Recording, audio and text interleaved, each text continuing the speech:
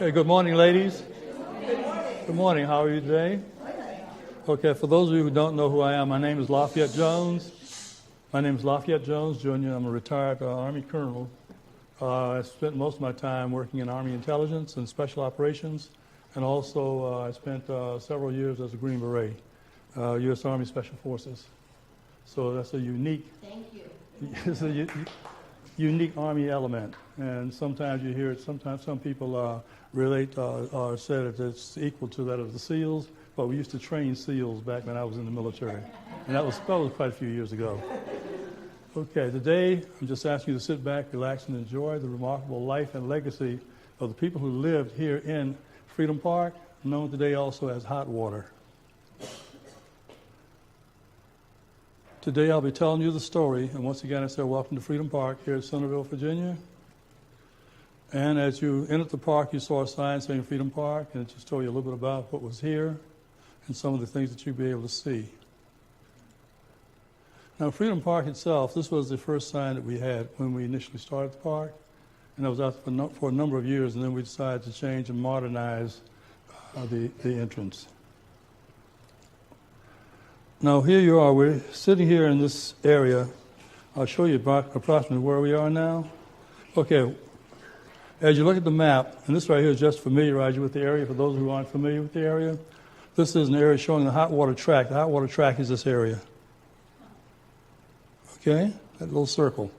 And you see where we have hot water. That's part of the property that was purchased by the county for this particular facility. Now, to your right over here is Williamsburg. This is Long Hill Road. Centerville Road coming down from 6 Mile Ordinary, which is Centerville, which is Lightfoot. Lightfoot is known as 6 Mile Ordinary because it's located 6 miles from Williamsburg, from downtown Williamsburg, Colonial Williamsburg. Okay?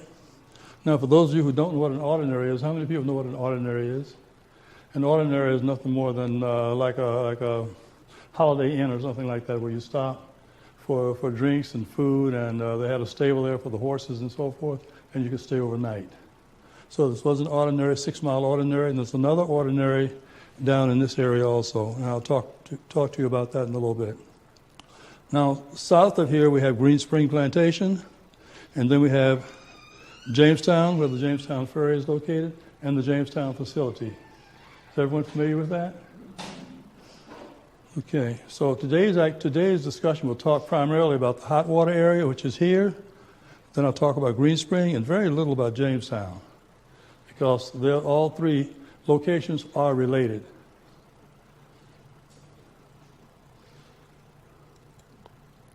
First of all, we have Green Spring. This is a copy of a picture of Green Spring Plantation, the way it looked back in the 1600s. And as you can see, Green Spring Plantation is located on Centerville Road, south of here, which I pointed out, and it's located near Williamsburg. And the home was originally built in 1645 for the governor at that time, okay? And we pronounce the name William Barclay. Now, some of the kids in the Berkeley Middle School will challenge that, and they did challenge it when I gave a presentation to them. So I had to tell them that Barclay is the old English pronunciation for Berkeley. And these are the three key historical events that took place in this area on this particular piece of land. We have, first of all, Bacon's Rebellion, 1675 to 1676. Then we had the Revolutionary War, and of course the American Civil War from 1861 to 1865. And parts of those activities took place at this location. First of all, we have Bacon's Rebellion. Bacon's Rebellion was a very short-lived rebellion that took place from 1675 to 1676. And in that little battle or war, if you want to call it that, we had Sir William Barclay, who was the royal governor of Virginia.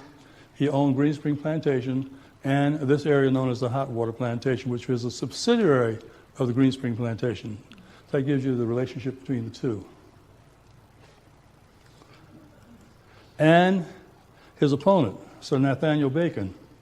And what happened in this little battle is that Sir Nathaniel Bacon went to Governor Barclay and asked him to provide him with some of the colonial forces to fight the Indians, because the Indians were conducting raids against the settlers south of the river. So Nathaniel Bacon formed his own group. He put together a group of poor whites, some of the slaves, and some of the indentured servants, black indentured servants, to form his own militia. This was contrary to what Governor Barkley wanted, so Governor Barkley proclaimed that he was an outlaw and that his forces were criminals and that they were going to be arrested by the colonial forces. And of course, a battle ensued, and on several occasions, Nathaniel Bacon and his people, they attacked Jamestown where the headquarters was located, where Governor Barkley had his headquarters. And after the second occasion, they burned the area to the ground, especially the little triangular area here. That's where the military was located and all the government forces. The rest of the area was where the commoners lived. But he attacked that particular element and burned it to the ground twice and forced the governor to move to York County. He moved over to Gloucester, stayed there for a short period of time, then he came back. The second time that Nathaniel came in, he actually burned the place to the ground. And then shortly thereafter, he became ill. That's why the war was so short, okay? And he died from a case of dysentery, of all things, right? At any rate, as a result of that, his followers were arrested, and the majority of them were executed, okay? And the rest were in prison, and some of them were made into indentured servants for life. Not slaves, but indentured servants for life. Next, we have the American Revolution. In the American Revolution, we had the Battle of Green Spring and Spencer's Ordinary, two different battles, but they occurred during the same period of time. Okay, as you can see, Spencer's Ordinary was June 26, 1781, and Spencer's Ordinary. When we talk about that, we're talking about this area. Okay, the hot water area, Spencer's Ordinary, because when you came into the park, where the signal light was out there, well, going down Long Hill Road.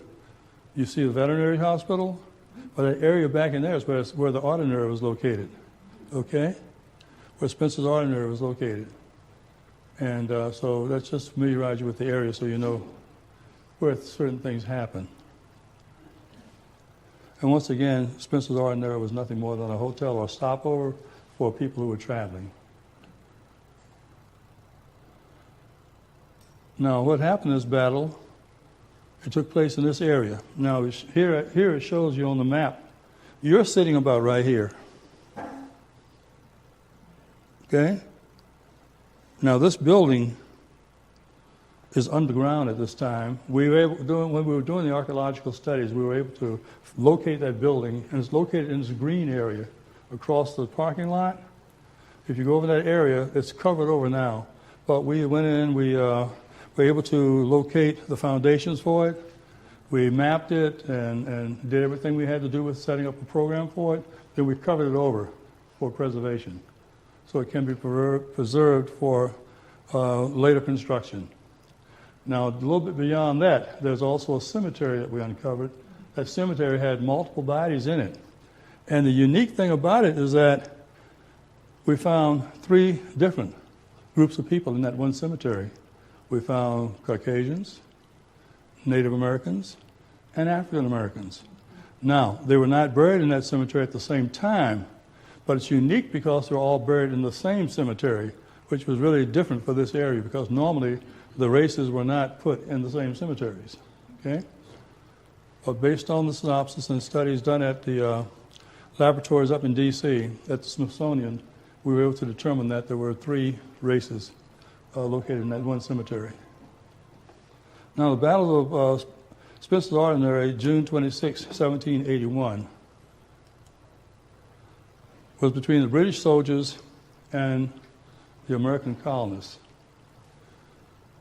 Now, the British soldiers were under the command of General Charles Cornwallis. Okay, Cornwallis had moved his forces all the way from South Carolina up here. Okay, from South Carolina through Richmond and Richmond down the peninsula.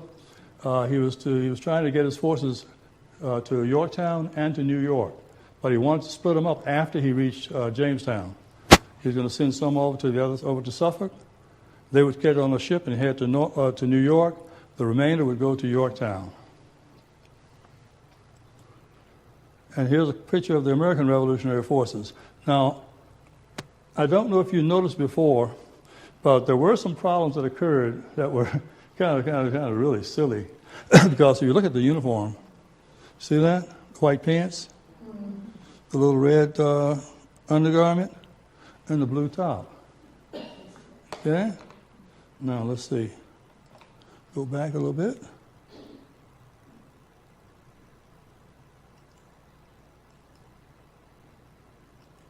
And what do you see? White, red, and blue. So in the summertime, guess what happened? The blue jacket came off, right? And the red jacket came off, right? So what did you see? You saw white on white, or white and what? Red. Okay? So sometimes you find that the forces where, guys get out there in the heat of battle, they look and say, oh, there's a red, pow, pow, pow. Okay? They're shooting at each other. And that happened on some occasions. As I said before, General Charles Cornwallis, he was commanding general of all the British forces in the area. And the American Revolutionary Forces here under the command of the Marquis de Lafayette. The Marquis de Lafayette was a young French general. He was in his 20s when he arrived here and took command of his first troops. Okay? He had no military training to say. And he developed most of his military training while watching and working with George Washington. Now here is the Battle of Green Spring. Depicted here, you'll see the Battle of Green Spring. To the north, you see Lafayette, the Marquis de Lafayette, with a force of 4,000 men. And down to the south, you have Cornwallis with a force of 5,000 men. Okay? They met at the Battle of Green Spring at Green Spring Plantation. Now, Colonel Wayne, who worked for the Marquis de Lafayette, had a force of about 900 men, and they were sent forward to see exactly how strong Cornwallis's units were. Cornwallis knew that he was going to do this, so he, being a great general, set up an ambush. And that's what those little red lines depict. And the little red arrows, that was his ambush site. He set it up so that when the blue forces would come into the area, they would come into the area here, that he would have his ambush come across, ambush them here. And that nearly worked, except for one thing.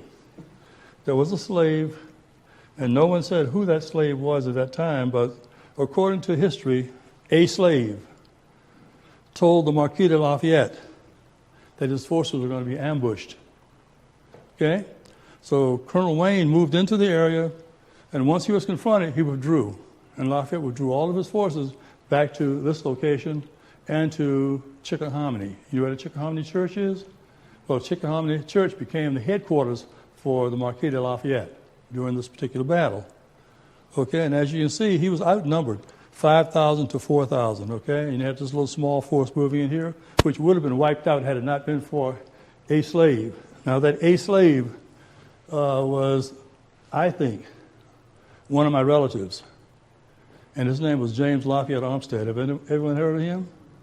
James Lafayette Olmsted was a slave who worked as a double agent during the American Revolution. He worked for Cornwallis, and he also worked for the Marquis de Lafayette. He fed Cornwallis half truths, and he fed Lafayette the whole truth. And Lafayette passed that information on to George Washington. And Washington was able to use that information for some of his battles. And the reason I say that is because, people were looking around and saying, well, this guy, we're not sure who this guy is. But I was doing some of my own independent studies, and I found a document, well, not really, I found a document that had his name on it showing where he was living during this particular raid. But it was out of sequence in the files. And I haven't told anyone where it is yet. I'm keeping that as a secret so I can put it in my next book. But anyway, I think he was the one who notified the forces that the British were sitting there with the ambush.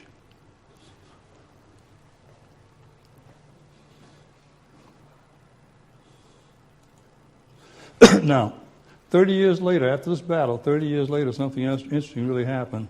And what happened was, we had these three gentlemen, Robert Carter, William Norvell, and William Ludwell Lee, to make this statement. And they made a public statement and put it in the newspaper. It was in the local newspaper, okay? Saying to retain Negroes in slavery is contrary to the principles of religion and justice. Now, why did they say this? This is in the late 1700s. Why did they say this? One reason. What did they just finish fighting the British for? The same thing. Okay, so they felt that the slaves should be set free, and this is one of the things that they proposed. And William Ludwell Lee is the only one that I'm aware of actually did something about it, because William Ludwell Lee was the owner of this property.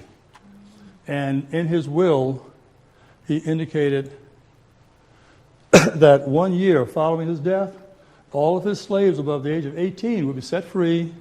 They'd be given a certain amount of acreage from his property to farm. They would also be given all the implements that they needed and the animals for the work. Okay? And any tools that they needed would be provided to them for a specified period of time at no cost. It would all be paid for from his estate. And he had an administrator established to handle that. And it did happen. That's why we have the hot water track, and we're talking today about Freedom Park. And as indicated here, this is a part of his will. And it's hard to read, but this portion up here will tell you about the Negro slaves being released 1 year following his death. And that happened on January 1st, 1803. Okay? So this settlement was established in 1803 as a free black settlement. That's 60 years before the Civil War. So they lived in this area completely surrounded by slavery, okay? And they were able to survive because they have some of their ancestors still live in the area today. Many of their ancestors live in the area today. And I'll tell you a little bit more about them as we go along. Now this guy right here, George A. Jones, excuse me, born 1870, 1973. That was my grandfather. Okay? He was 103, and he's the guy that told me all these stories and all this history about the place. And he was able to do it because his grandfather, who was born in 1803, the same year that this place was established, was born and lived in this settlement. So he passed the information on to him. So between my great-grandfather, my grandfather, and me, we cover over 200 years of history, just like that. Well, this is George Jones, and he retired from the post office. Well, he was working for the post office. He retired from the post office 2 years before I was born. 2 months before I was born, my grandmother died. So shortly thereafter, my family moved in with my grandfather, and we lived with him. That's why I was so close to him growing up. I saw him every day, and all he did was take me around on a little horse-drawn wagon, and point out all these things to me. And he did it repeatedly. And I used to say, "Oh, Grandpa, please, not again." And he continued to do it. I'd go to school, and I'd tell my teachers about it, and they said, "Well, your grandpa may have been having a little something to drink, or you have nightmares, because we're not aware of anything like that happening in the area." So later on, after I retired from the military and came back, I started doing my research. So I'm going to see if I can validate any of this information. And surely enough, guess what happened? I was able to substantiate much of what he told me. I got with the archaeologists. We went out, we looked at some locations, and we found what? Evidence that these things actually existed. And we said, wait a minute, okay, this happened. So we need to track this and make sure that we know what we're doing. And the archaeologist went out and did whatever he's supposed to do. And you'll see us a little bit later. Well, over here, you'll see us in some of the pictures where we're looking at some of the things that we found. But George A. Jones was a very interesting man. Now, his father, well, I'll go into that a little bit later. Now, as you see here, this would be he and I on the little horse-drawn wagon, the little kid sitting up there, and there's Grandpa riding. Come down here and we say, these people here, now these were indentured servants that worked at the plantation, and they also worked in this area here, and they worked primarily as sharecroppers. And you're showing here a sharecropper farm. And of course, we had people who fished. Now this is a sturgeon. This fish is a sturgeon. And you won't find anything like that in the James River today. But this fish, if you look at it closely, here's the head of it here. And the tail is somewhere way back there. Okay? You won't find anything like that in the river today. But these people are here cleaning this fish. And this is William Pierce. This gentleman here is the director of Hampton Institute. And these two guys here, this is his son, and this is his nephew.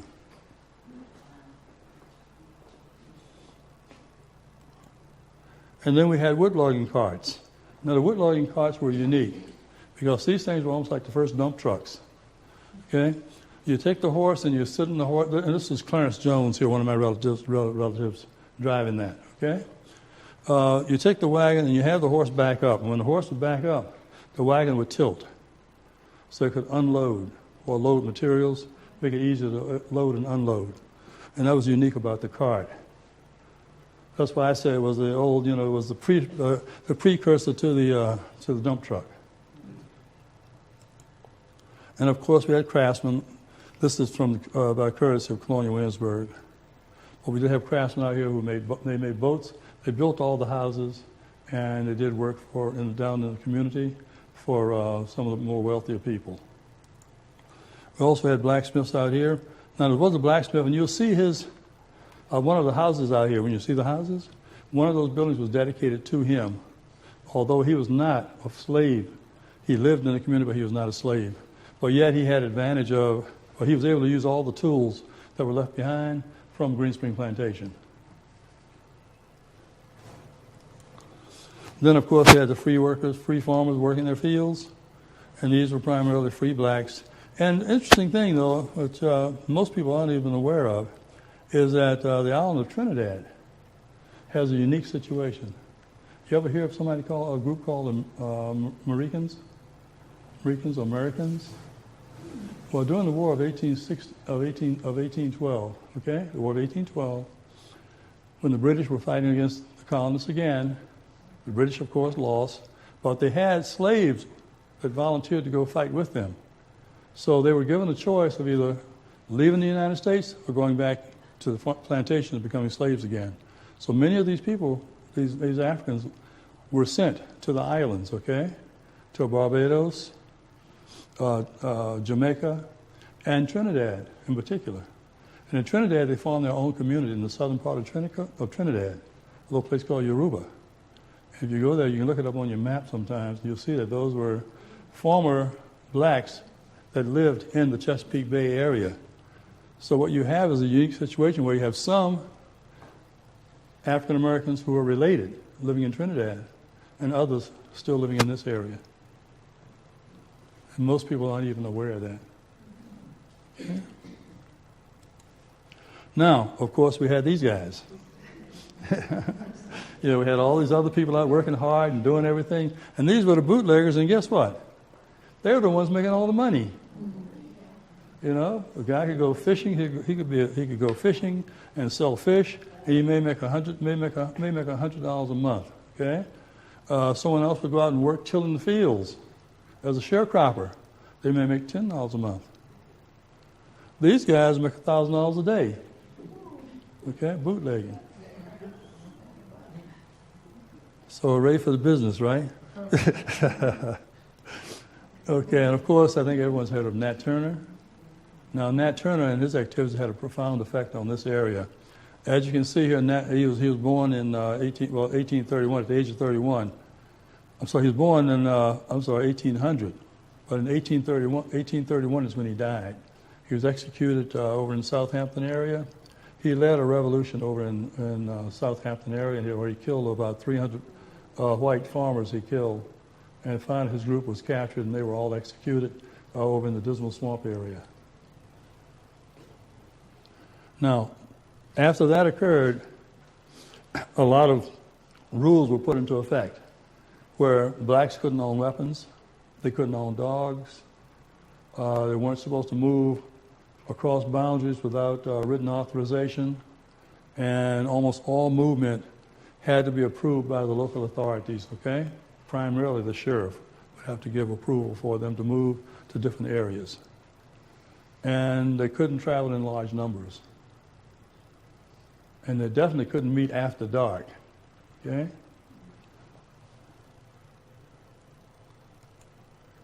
And here we show patrollers checking for guns and passes, and this will be a situation unique to this area also, because we have an area back here, this direction, that's part of a pond. So it's a pond with a long stream. And there was a road that used to go through here. It doesn't go through anymore. But over here where the field is, I was telling you about, with the house in it, there used to be a road that goes back through there, past the cemetery, and it actually formed a Y, where part of it came from further north on the highway, went through here, and it joined up on the other side of that swamp or pond, and went around the area, on what we call Jolly Pond Road. Everyone's familiar with Jolly Pond Road and the circle that it forms, right? Okay, well, there used to be a road that went right through here that joined the two sides.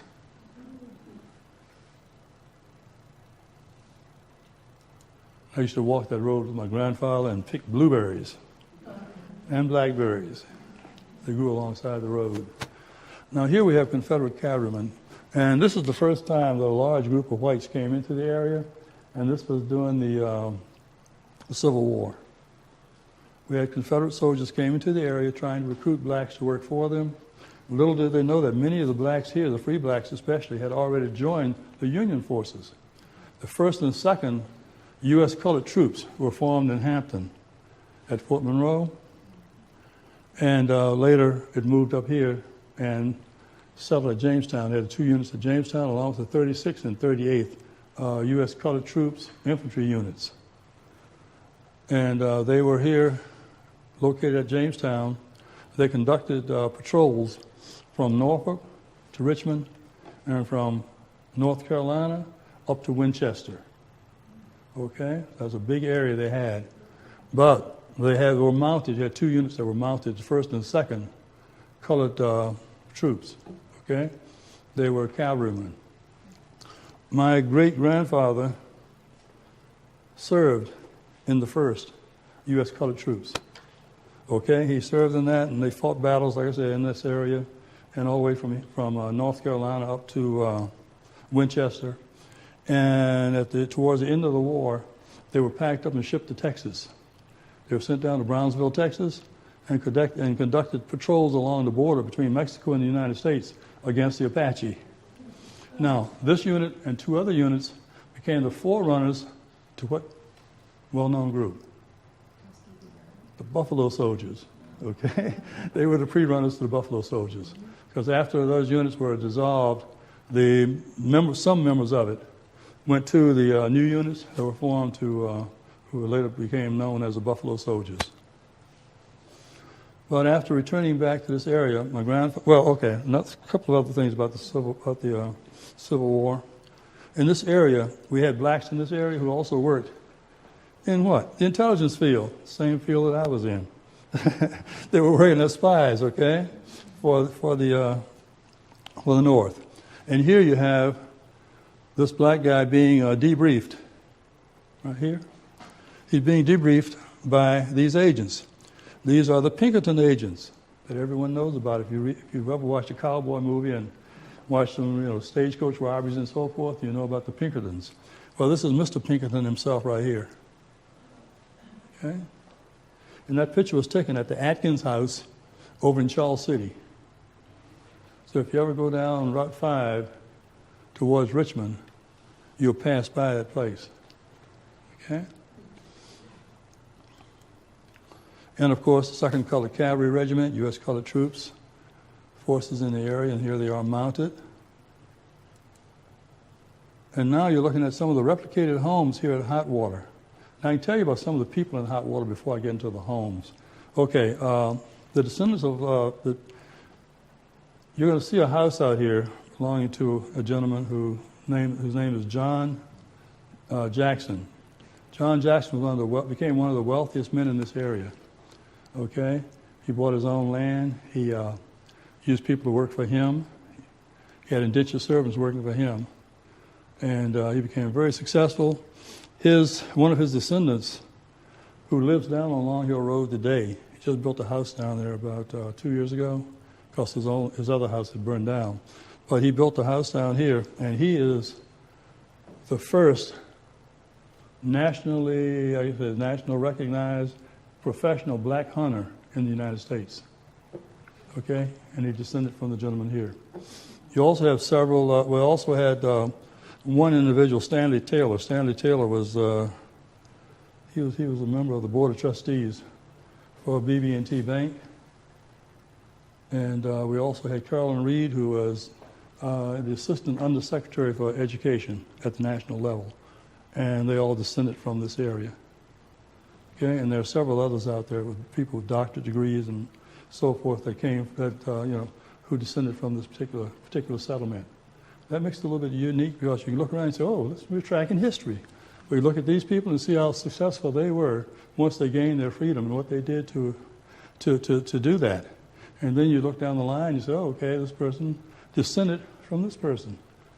So you set up an interesting picture of development based on them being able to be free and do those things that they needed to do back during that period. Okay? And how that allowed their descendants to do the things that they do today. Now, as you see in this picture shows 3 distinct houses. You have one from 1803, 1830, and 1850. And they are built and sitting in this little settlement we have over here, and you got a chance to see those today if you walk out and take a look at them, and you'll be able to see the insides and see how they were decorated. Because we do have materials in there that are supposed to be representative of the same time frame that they were there.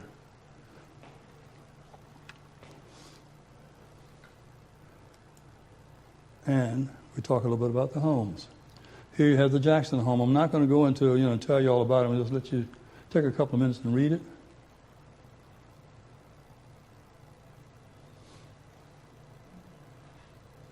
As I indicated before, John Jackson became one of the wealthiest men in this area.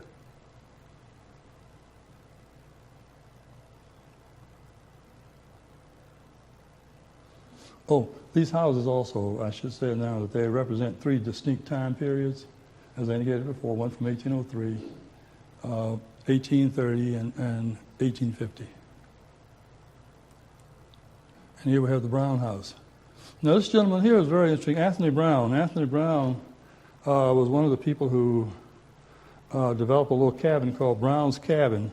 Brown's Cabin later on became the New Zion Baptist Church. Are you familiar with New Zion Baptist Church here on Long Hill Road? If you go down you know where the entrance is out here, right? Go down Long Hill Road, and you'll see the church on the right, cemetery across on the left. Well, that's the church, but that's not that church came from this guy here. But the Brown church that he developed was across the street on the other side, the same side that the cemetery is on. It's no longer there. Later, it became the public schoolhouse for African-American schoolhouse in this area, and then it was converted into the church, and then the church is where it is today, developed today. And all that evolved from this one man and his efforts. Okay? And of course, we have the Lightfoot house. Now, the Lightfoot house, this gentleman has nothing to do with Lightfoot, okay, the city up here, north of here. But he was here, and he was a brick mason. He did a lot of work. He was a plasterer and did a bunch of other things in the community and outside the community. And as you can see, his house is entirely different from the others. The first house was strictly logs. The second one had fabricated boards that were cut in the sawmill, and this one has the regular boards like we have today, modern timber. Now, each of these houses had an upstairs. Even though that little house looks small, doesn't it? But there's an upstairs to that. Now, the kids normally slept upstairs, and the parents downstairs. The parents in almost all these log cabins had their quarters downstairs, and the kids were upstairs in lofts. And they had a stairway inside that led up to it. And this is what they look like on the inside.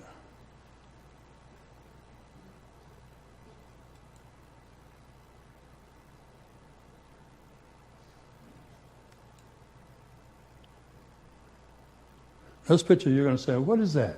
Right? I did that deliberately for people who fall asleep. People who fall asleep always miss this and they want to know, what is that? Well, what that is that you go through the door over here, simply go through the door, walk around this wall, and go up the stairs.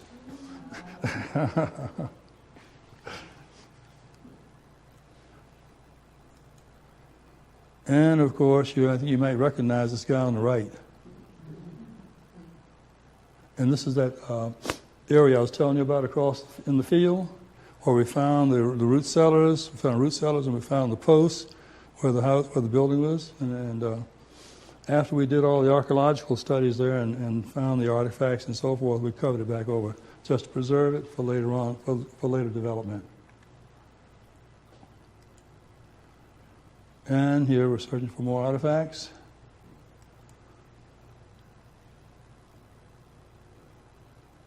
More artifacts. And this is the cemetery I was telling you about, okay? When you go out there, you're going to see a fence. It looks like a horse corral. Well, inside that fence are the burial sites. Outside the fence, you'll find this little marker, okay? And it's like a slab. So when you first look at it, you're not even going to see it, okay, until you walk up and get close to it, then you'll be able to see it. But it's a slab about 2 feet off the ground. And on it says, in this vicinity lie colonial period residents of hot water known only to God. Okay?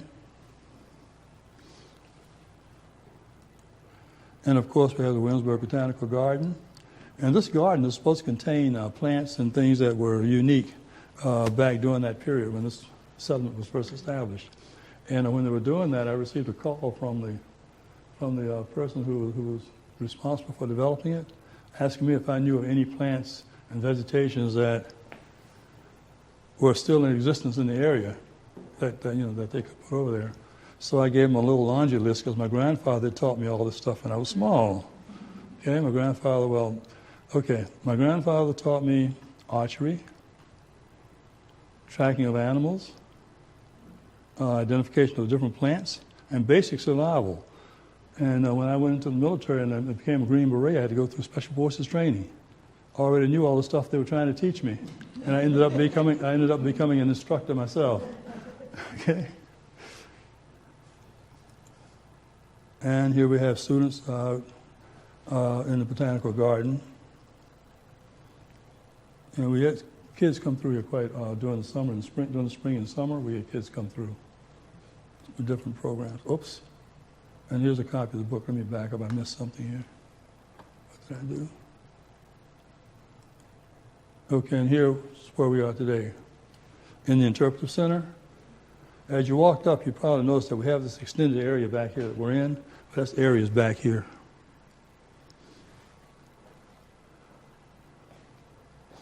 Now, I can tell you a little bit more about this area and some of the people who came out of here. One individual is a man named Edward Ratcliffe. Have anyone ever heard of Edward Ratcliffe? Edward Ratcliffe was an African American who fought during the Civil War. Okay, and he received the Medal of Honor for a battle up at Chaffin's Farm in Richmond. And he's the only person from James City County to ever receive the U.S. Medal of Honor. Okay, I was able to trace his burial site to the naval base down on 143, and he was in the cemetery there. It had a little marker, but it was a little cheap marker there. Since then, they've gone in and put in a marker that would represent him and his exploits. And he received the Medal of Honor because at that time his unit was commanded by white officers, and he was a sergeant. So he was the first sergeant in one of the companies. Well, his commander was killed during the battle at Chaffin's Farm. He then took command of the unit and was the first unit to enter into the Southern defenses up in Richmond. So he received that award. As I indicated before, there are many people out of this area who descendants from this area that are in different areas of the United States and in government jobs and so forth. And they're very successful. That concludes, other things, my book. Okay, my great-great-grandfather's Journey to an Island of Freedom. And I say Island of Freedom because if you close your eyes and think about being on an island, okay, surrounded by water. This was, in fact, an island. okay, of free blacks surrounded by slavery. Thus, I put the name in, okay, Island of Freedom.